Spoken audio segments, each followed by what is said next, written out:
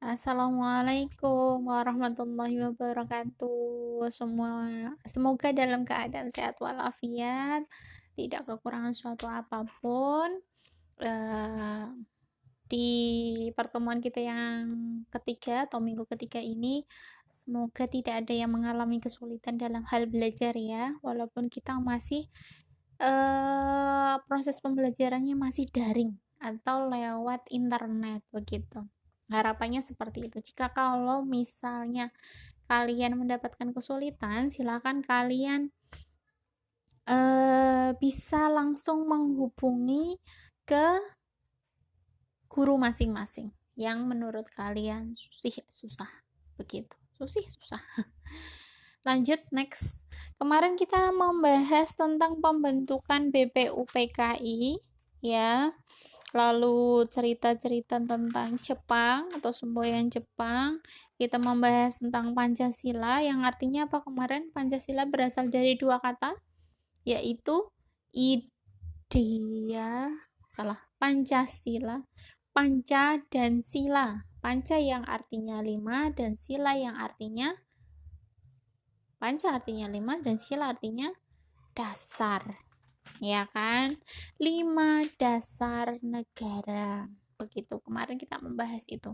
Nah, sekarang kita akan membahas tentang perumusan dasar negara. Jadi, ada sejarahnya juga siapa yang mencetuskan Pancasila, siapa yang merumuskan Pancasila, siapa yang mengesahkan dasar negara kita dan lain-lain. Nah, hari ini kita akan membahas itu semua.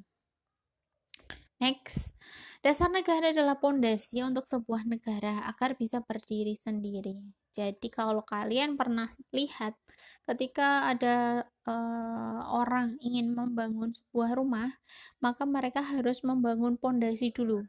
Sama dengan negara. Kalau negara itu mau berdiri, maka mereka harus mempunyai pondasi atau dasarnya dulu. Kok ada Indonesia? Tujuannya apa kok mendirikan negara? Syarat-syaratnya sudah terpenuhi apa belum dan lain-lain. Nah, syaratnya itu yang dinamakan dengan dasar negara atau pondasi. Gitu ya. Lanjut. Beberapa tokoh pendiri negara yang mengusulkan rumusan dasar negara. Ada beberapa tokoh yang merumuskan atau mencetuskan atau mengusulkan dasar negara. Yang pertama ada Muhammad Yamin. Ya, Muhammad Yamin itu memberikan atau mengusulkan 2 kali satu-satunya aku kebanyakan. Ada 2 kali rumusan dasar negara. Yang pertama itu secara lisan pada tanggal 29 Mei 1945. Itu isinya ada peri kemanusiaan, peri ketuhanan. Ini salah nulis iki. Yang pertama peri kebangsaan, peri kemanusiaan, peri ketuhanan, peri kerakyatan, dan kesejahteraan sosial. Lalu setelah secara lisan Muhammad Yamin pada saat itu mencetuskan, lalu waktu menyampaikan secara tertulis itu berubah dari peri kemanusiaan, kebangsaan, kemanusiaan, ketuhanan, kerakyatan, dan kesejahteraan sosial berubah menjadi ketuhanan yang Maha Esa, kebangsaan, persatuan Indonesia, rasa kemanusiaan yang adil dan beradab, kerakyatan yang dipimpin oleh hikmat kebijaksanaan dan musyawaratan perwakilan, dan yang kelima keadilan sosial bagi seluruh rakyat Indonesia. Seluruh Indonesia ya. Itu Muhammad Yamin, diingat-ingat. Jadi ada 3 tokoh yang mengusulkan rumusan Pancasila. Yang pertama adalah Muhammad Yamin, ada 2 kali menyampaikan secara lisan dan tertulis pada tanggal 29 Mei. Yang pertama sama yang kedua berbeda ya, yang perlu diingat itu.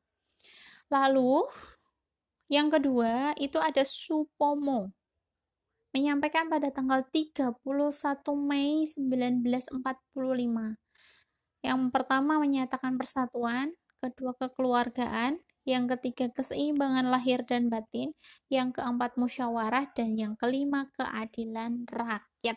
Itu yang disampaikan oleh Supomo. Tadi Mr. Muhammad Yamin, yang kedua adalah Supomo, ya. 29 Mei Muhammad Yamin, lalu Supomo pada 31 Mei. Nah, yang ketiga, Insinyur Soekarno juga menyampaikan pada tanggal 1 Juni 1945. Itu isinya.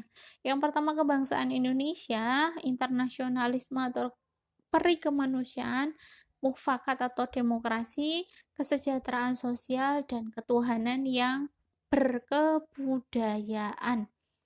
Ya, itu ya yang perlu kalian ingat. Ada 3 tokoh yang mencetuskan atau mengusulkan Pancasila.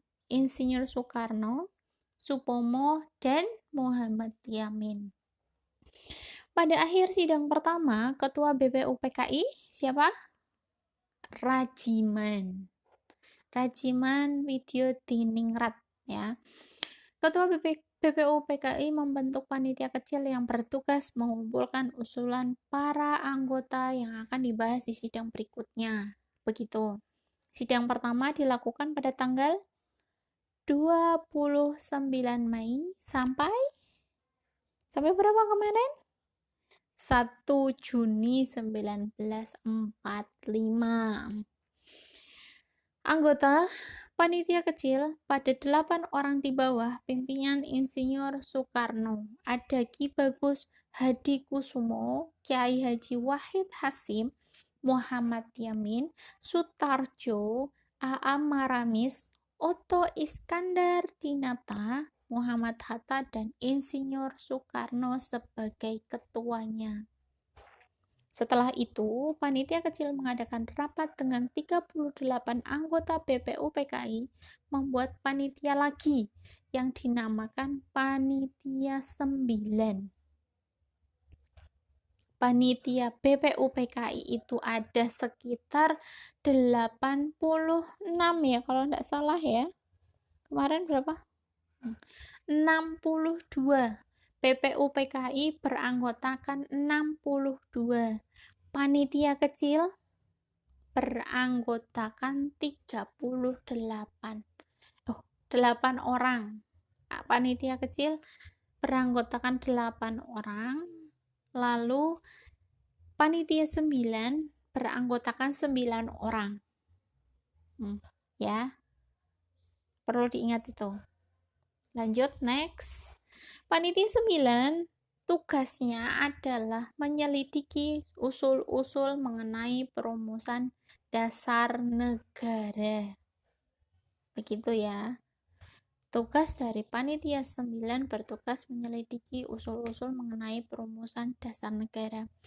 Panitia 9 mengadakan rapat di rumah kediaman Insinyur Soekarno di Jalan Pegangsaan Timur nomor 56 Jakarta. Naskah mukadimah ditandatangani oleh 9 anggota Panitia 9 yang dikenal dengan Piagam Jakarta. Nah, kalau kalian pernah dengar atau sering dengar dengan Piagam Jakarta, itu sama dengan Pancasila. Piagam Jakarta pada saat itu dinamakan dengan Piagam Jakarta. Mukadimah pembukaan Undang-Undang Dasar itu namanya mukadimah ya, pembukaan yang dinamakan atau nama lainnya dengan Piagam Jakarta. Sidang kedua BPUPKI pada tanggal 10 sampai 17 Juli 1945, pada tanggal 14 Juli di mukadimah atau pembukaan undang-undang disepakati anggota BPUPKI, yang dimana dalam alinea keempat Piagam Jakarta terdapat rumusan dasar negara Pancasila. Jadi pada saat penyampaian mukadimah oleh Panitia 9 atau yang dinamakan dengan Piagam Jakarta, di alinea keempat itu ada dasar negara Pancasila, ya. Pembukaan Undang-Undang Dasar Negara Republik Indonesia tahun 1945, pembukaan dan lain-lain begitu.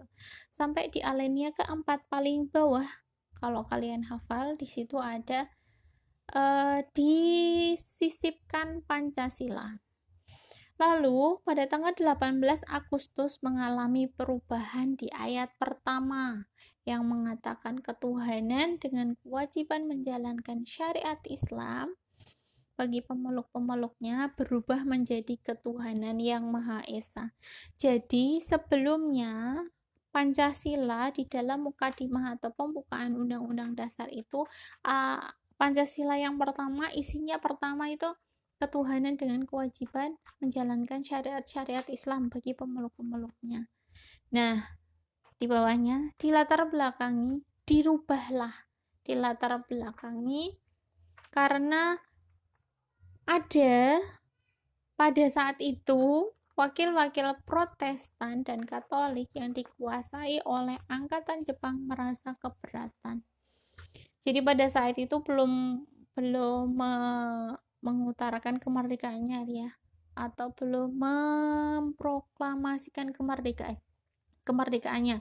Jadi masih ada orang Jepang yang bertinggal di Indonesia karena pada saat itu masih dalam kekuasaan atau penjajahan Jepang pada saat itu. Nah, yang pertama Pancasila yang pertama itu ketuhanan dan dengan kewajiban menjalankan syariat-syariat Islam bagi pemeluk-pemeluknya berubah menjadi ketuhanan yang Maha Esa. Alasannya di bawahnya. Karena wakil-wakil Protestan dan Katolik tidak setuju atau merasa keberatan. Terima kasih untuk hari ini. Kita bahas itu dulu tentang perumusan dasar negara.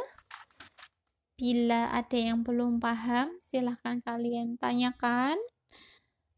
Semoga Allah memberi kemudahan untuk kita semua, baik untuk Bapak Ibu guru atau kalian semua yang masih belajar di rumah.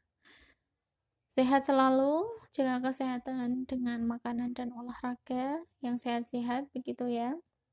Istirahat yang cukup. Bu Ami akhiri untuk pertemuan kali ini. Assalamualaikum warahmatullahi wabarakatuh. Sampai bertemu minggu depan.